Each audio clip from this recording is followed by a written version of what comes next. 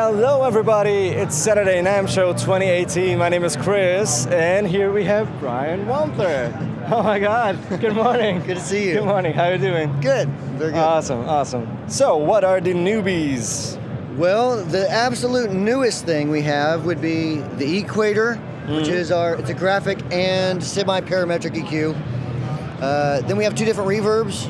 The Reflection, which is a more modern plate style. It does have a spring setting, but it's not real drippy.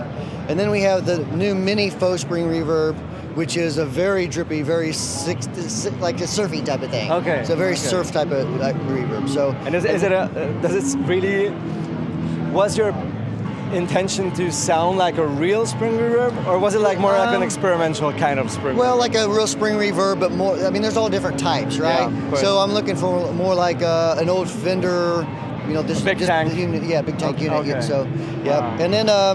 And then probably our most popular overdrive right now would be like the Tumnus Deluxe. Oh yeah. So, yeah, which is based on the famous Klon type or K type of circuit, rather. K, all these letters. Yeah. S-type guitar, K-type pedal. Yeah, S guitars, T guitars.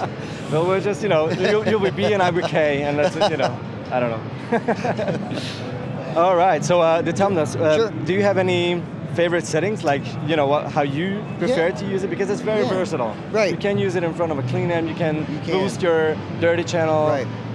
Well, for me, I'll use it in two different ways. So if I'm going into a dirty amp, then I pretty much keep the EQ flat, because that's where it's not really having an effect on the circuit, since it is an active EQ. Okay. So I'll run it like that, a little bit of dirt, bunch of volume, and just pound the front end like a Marshall.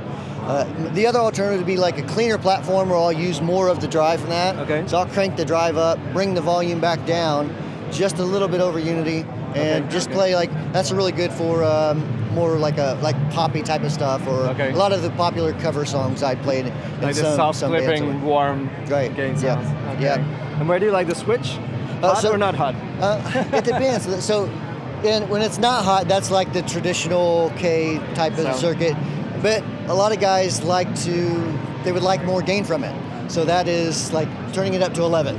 So to speak. So you turn the gain all the way up, hit that switch, and it's like an instant gain boost. Oh wow. So. Okay. Cool. EQuator. Yeah. So it's the graphic side is like a bass at about 120 hertz. Treble I think is around 6K or so, and then the mids, they have each mid level has a frequency for it. So you can go from about 300 hertz to close to 5K. So a huge range. We call it mid-range, but really it's bass frequencies all the way to treble frequencies. Okay. And so there's two of those. So you can actually boost or cut by 25 dB, which is gigantic for an EQ. But you can really fine-tune what frequency you want in those ranges. So you can shape your voice subtly. You can filter out weird frequencies. Or way too strong bass ends and everything. Right. Yeah. Okay. Yep. So I like to run that after dirt primarily. I'm not a big fan of running EQ before dirt. I think you get better results using like a Klon style or a Tube Screamer style circuit in that instance. I know some guys like to. I prefer to use it after dirt, or like in an effects loop or something. Yeah. All right. And the Reflection. Sure. So the Reflection goes from a very short, like a plate or room style. You could kind of call it both in that type of digital circuit, but you could go really short, or you can go to an ongoing, like infinite style reverb. It just drones on. Wow. Yeah. So that's a really cool for ambient type of stuff. Where you just hit some chords and it's just like sounds like angels singing in the background. So that's cool for that. And some people like the spring setting a little more, because it's a little more like what you'd find in an amp versus the plate style, which is more like a studio type of compression or reverb. So a guy that really goes for a traditional kind of reverb sound will feel himself really comfortable. Right. And also, if you want to go nuts, you can. Exactly. Okay. Exactly. And then the mini Faux spring is just it's kind of I call it kind of a one-trick pony because it's just a spring reverb, but it's a really good one for a little unit. So something like that, I like to just leave it in the loop and just leave it hanging back there, and especially like a lot of hand-wired amps don't have reverbs, and so you want to save some space, or you don't want to right. I just throw it back there and leave it leave it on. So sure. Was it also the reason for the Bravado not having one, because you wanted to because leave it to the players? Yeah, I mean, because the whole theory behind that is it's a pedal platform amp, and if you're using pedals, you probably got at least one reverb. Which you love. You know what I mean? So, I mean, we could have put a spring reverb in it and increase the price. I didn't want to do that because I just figured you're going to use whatever your Strymon or whatever reverb you're using. Sure, so, or your Reflection. Or the Reflection. Awesome. All right. Thank you very much. Sure. We're gonna do some playing. Brian will help me set up a couple of cool sounds with these 4 pedals, and I'm just gonna go for it, and we'll see what happens.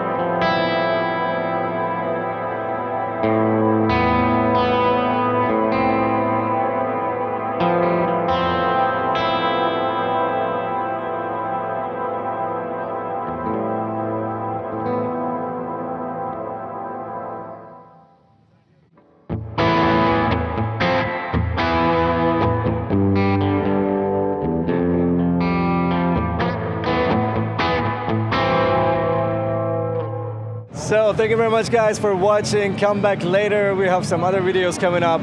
Brian Wampler with awesome cool stuff. So please sure check them out. And thank you very much, Brian, for having us. Thank you. I appreciate it so much. Have an awesome time here. Cheers, guys.